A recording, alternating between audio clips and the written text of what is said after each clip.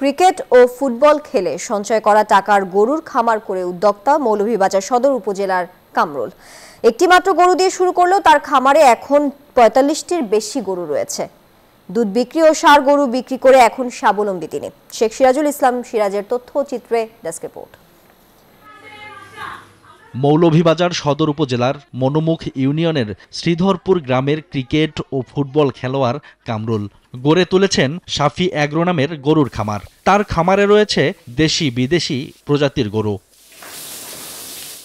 কামরুল জানান, স্থানীয় পর্যায়ে টুর্নামেন্ট খেলে কিছু সম্মানী জুটলে সেটা সঞ্চয় করতেন।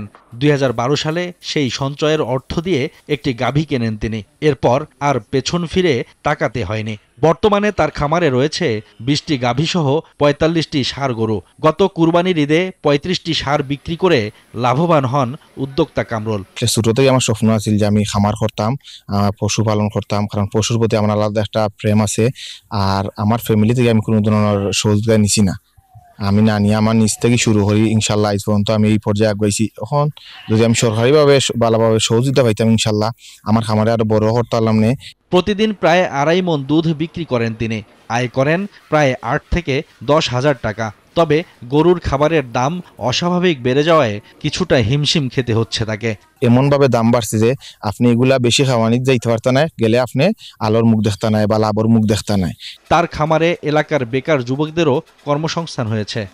ঘাস কাটি গরুর খানি দেই, কাজ করি আমরা সবাই খাইতে চলতে পারলাম। ওখানে চাকরি করিলাম।